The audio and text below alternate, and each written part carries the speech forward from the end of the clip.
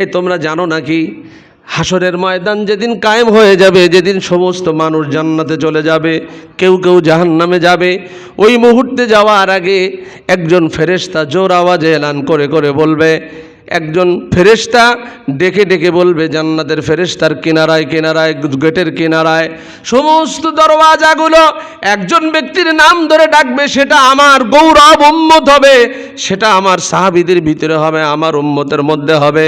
তাকে জান্নাতের 8টা দরওয়াজা তাকে ডাকতে থাকবে। তখন বলতেছেন ইয়া রাসূলুল্লাহ, সেই ব্যক্তি কে হতে পারে? জিজ্ঞাসা করেছেন আবু বকর। আল্লাহর রাসূল বলতেছেন আবু বকর সেই ব্যক্তি আর কেউ নয়, সেটা হবে তুমি। সুবহানাল্লাহ। আবু বকর রাদিয়াল্লাহু তাআলা আনহুকে যেদিন মেরাজের রাত্রে, যেদিন অর্থাৎ মক্কা থেকে সফর করে মদিনায় যাবেন, ওই সময় আবু বকরের প্রায় 6 মাস আগে অথবা 3 বছর আগে বলেছিলেন আবু বকর হয়তো মক্কার বাড়ি থেকে চিরকালের জন্য বিদায় নিয়ে চলে যেতে হবে, তুমি কিন্তু রেডি থেকো। এখান থেকে আবু বকর কোনো দিন ঘুমায় না, কোনো দিন ঘরের কিনারে বসে বসে থাকে, এভাবে গলাটা দড়ির মধ্যে লাগায়া যদি ঝিমটা নিয়ে আসে সাথে সাথে ধাক্কা লাগবে যেন ঘুম ভেঙে যায়। 1 দিন 2 দিন 3 দিন এভাবে আল্লাহর রাসূল সেই কথা মোতাবেক রাতের অন্ধকারে আল্লাহর রাসূল এসে বলতেছেন আবু বকর আমি তোমার নবী চলে এসেছি। একবার বলতে দেরি, আবু বকরের জবাব দিতে দেরি হলো না। আল্লাহর রাসূলের কাছে যখন আসছেন, আল্লাহর রাসূল বলতেছেন আবু বকর আমি একবার ডাক দিলাম এখান থেকে 3 বছর আগে তোমার কাছে বলেছি, তুমি কি কোনোদিন ঘুমাও না? আবু বকর বলে ইয়া রাসূলুল্লাহ, যেদিন থেকে আমাকে বলেছেন ওই দিন থেকে একদিনও চোখে চোখ দেই নাই। আপনি কোন রাত্রে কখন আসবেন তা তো নির্দিষ্ট বলেন নাই। আপনি যদি আমাকে এসে ডাকেন আর আমি ডাক না দিতে পারি, আপনাকে যদি শত্রুরা ধরে ফেলায়, আপনি নারাজ, আমার আল্লাহ নারাজ, আমার আবু বকরের আমল সব খতম, আমার কপালে জাহান্নাম ছাড়া কিছুই জুটবে না। এবার যখন মরুভূমির প্রান্তরে এভাবে পাড়ি দিতেছেন, আবু বকর বলে ইয়া রাসূলুল্লাহ, মক্কার ভিতরে যারা পার চিহ্ন বুঝে, যারা জ্যোতিষী আছে বুঝে ফেলবে 2 জন গেছে, আবু বকর আর আল্লাহর রাসূল ছাড়া আর কেউ না। ওগো আল্লাহর পয়গম্বর, আপনি আমার কাঁধে উঠুন আর আমি 2 পা দিয়ে চলি। 4 পায়ের আসর যেন কোনো সায়েন্টিস্ট, কোনো বিজ্ঞান, কোনো জ্যোতিষী যেন না বুঝতে পারে। আল্লাহর রাসূলের ঘাড়ে করে নিয়ে গারে সুরের ভিতরে যখন কষ্ট করে উঠেছেন, আল্লাহর রাসূল সাল্লাল্লাহু আলাইহি ওয়াসাল্লামকে নিয়ে যখন ওখানে পৌঁছাইছেন, আবু বকর একটু মন কালোবত দেখাইতেছে। আল্লাহর রাসূল বলতেছে আবু বকর তুমি কি আমার কথা মনে করে আব্বার কথা, মার কথা, বাচ্চা কাচ্চার কথা বলে না? আল্লাহর রাসূল আপনার উপরে আমার জীবন কোরবানি হোক। এবার আল্লাহর রাসূল যখন আগায়, ওদিক থেকে কাফের বেঈমানরা দারুন নাদওয়ায় পার্লামেন্টে বসে একজন কাফেরের কাছে এই কথা বলে দিয়েছে, কেউ যদি বিশ্বনবীর কল্লা নাউজুবিল্লাহ আনতে পারো, বিশ্বনবী মক্কা থেকে হিজরত করে মদিনার দিকে পাড়ি দিয়েছে, 100 লাল বরণের উট তাকে দেওয়া হবে। সরাকা বিন মালিক নামে একজন বড় কাফের ইহুদি, সে ব্যক্তি ওই 100 উট নেওয়ার জন্য আল্লাহর রাসূলের পিছনে ছুটে যায়। আবু বকর বলে ইয়া রাসূলুল্লাহ, ওই যে কাফেরের দল আসছে ধরে ফেলাবে। আল্লাহর রাসূল বলবে লা তাহজান ইন্নাল্লাহা মা'ানা, ও আবু বকর তুমি ভয় পেও না, নিশ্চয়ই নিশ্চয়ই আমাদের আল্লাহ আমাদের সাথে আছে। এভাবে যখন সরাকা বিন মালিক কেতাবের ভিতরে, ইতিহাসে লেখে তাফসীরের কেতাবের ভিতরে আসছেন, আল্লাহর রাসূল আর সরাকা বিন মালিক ওই যে উটের নেশায় রাসূলের পিছনে দৌড়ায় রাসূলকে ধরার জন্য। 3 হাত 4 হাত আল্লাহর রাসূল সামনে, সরাকা বিন মালিকের ঘোড়া পিছনে।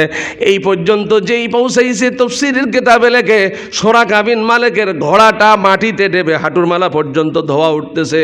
সরাকা বিন মালিক আটোছোটো হয়ে যেন মাটিতে গ্রাস করবে। আল্লাহর রাসূলের কাছে কায়েমনা বাক্যে দোয়া চায়, ওগো নবী আল্লাহর কাছে দোয়া করুন আমি আর পিছনে ছুটবো না। এইভাবে একবার গেছেন, আবার ভালো হয় আবার দৌড়াইছেন, আবার দ্বিতীয়বার বিপদে পড়েছেন, মাটিতে গ্রাস করছে। তাফসীরের কিতাবে লেখে সরাকা বিন মালিক আবার ঘোড়া নিয়ে দৌড়ায়। এবার আল্লাহর রাসূল বলে সরাকারে, এখনো কি তোর বিশ্বাস হয় না আমি আখিরি জামানার পয়গম্বর? 3 বার তোকে মাটিতে গ্রাস করার জন্য, মেরে ফেলার জন্য চেষ্টা করেছি। ওগো আল্লাহর রাসূল আমি আর আপনার পিছনে যাব না, পিছনে যত মানুষ আসবে আপনাকে ধরার জন্য আমি তাদের পথটা ঘুরায় দেব। তবে আপনি আমাকে একটি কথা জানায় দেন, এই যে আমি আপনাকে খুন করতে পারলাম না, মার্ডার করতে পারলাম না, নাউজুবিল্লাহ, এর বিনিময়ে আমাকে কি পুরস্কার হবে? নাউজুবিল্লাহ, আপনাকে আমি খুন করার জন্য দৌড়াচ্ছি, ছুরি নিয়ে, আপনি বলছেন ছুরি জবাই তো করতে পারলাম না, মার্ডার, তা তুমি আমার পুরস্কার দেবেন না জায়গায় ডেট করবেন? কত বড় বেয়াদব, তাফসীর কিতাবে লেখছে, সে আবার পুরস্কার চায়। আল্লাহ রাসূল তো রাহমাতুল আলামিন বলছে তোর পুরস্কার আছে, বড় পুরস্কার। কি? আমি চলে যাওয়ার পরে আবু বকর চলে যাবে, ওমর যখন রাষ্ট্র খেলাফতকাল থাকবে তখন সমস্ত অমুসলমানেরা মুসলমান হবে এবং সমস্ত পৃথিবীর দেশগুলো মুসলিম দেশে পরিণত হবে। তখন পারস্য কায়সার কেসরা, যেটাকে এখন ইটালি রোম বলা হয়, এখানে সাদা কসরে আবিয়াজ নামক এক বিশাল সংসদ ভবন আছে। এই জায়গার ভিতরে রাজমুকুট আছে, যেটা হাজার হাজার কোটি কোটি টাকা দাম, স্বর্ণ হীরকখণ্ড দিয়ে বানানো।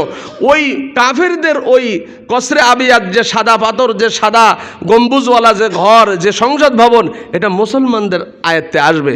আর ওই টুপিটা, ওই তাজটা আল্লাহ তাআলা তোকে দান করবে। তা সুরাকা বিন মালিক ওটা বিশ্বাস করে নাই। আল্লাহ রসুল চলে গেছে, আবু বকর চলে গেছে, ওমর ফারুক তখন বুড়া হয়ে গেছে, লাঠি ভর দিয়ে হাঁটে। এই অবস্থায় রসুলের কথা যে সত্য মিথ্যা না, এটা কাফেরেরাও বিশ্বাস করতো, এই জন্য নাম দিয়েছিল আল আমিন। তখন ওই কথা মনে পড়ছে, বিশ্বনবী যে বলছে অবশ্যই আমি ওটা পাবো, এটা কোনো মিথ্যা হতে পারে না। সে তখন মুসলমানদের কাছে এই দেশ কবজা হয়ে গেছে। এই দাজলা নদীর 39 কিলোমিটার 29 কিলোমিটার চওড়া ওভারে এই পারস্য কায়সার কেসরা সব একসাথে মুসলমান হয়ে গেল। ওমরের কাছে তখন ওই ব্যক্তি সুরাকা বিন মালিক ওই তাজ আনার জন্য গেছে। যাওয়ার পরে এখনও সুরাকা বিন মালিক মুসলমান হয়নি, বিশ্বাস হয়নি। যে বলতেছেন আল্লাহ রসুল এই কথাটা বলছিল, বলছে হ্যাঁ এই কথাটা স্মরণ করে লেখা আছে এবং ওই তাজ মুকুটটা তোমার জন্যই বরাদ্দ করা যায়, আসো আমি তোমার মাথায় পরাইয়া দেব। তাজ মুকুট এখনো বিশ্বাস হয় না। যখন ভিতর থেকে নেচে শ্বেত প্রাসাদ, ওইটার নাম ছিল শ্বেত প্রাসাদ, মানে সাদা ঘর, ওইটার থেকে নেচে যখন ওমরে ফারুক এইভাবে নিয়ে আসতেছে, টুপি যেই তাজ দেখছে কোটি কোটি টাকা দাম, তখনই সুরাকা বিন মালিক চোখের পানি ছেড়ে দিয়ে কাঁদতেছে। আর ওই যে আল্লাহর রসুল দোয়া করছিল তোর ওই টুপি তোর হবে, ঘোড়া ডেবে যাচ্ছিল, রসুলের ওই স্মৃতি মনে পড়ছে। বলছে ওমর আমি আর টুপি নিব না। বলছে কেন? বলছে আপনি আমার কালেমা পড়ে মুসলমান বানাই দেন, আমি যেন বিশ্বনবীর সাথে জান্নাতে থাকতে পারি। আল্লাহর রসুল বলবে জীবন চলে যাবে এই টুপি আমি রাখবো না, রসুলের ভবিষ্যৎবাণী তোমাকেই নিতে হবে। নাও। নেওয়ার পরে বলছেন আমাকে কালেমা পড়ে মুসলমান বানায়া দেন।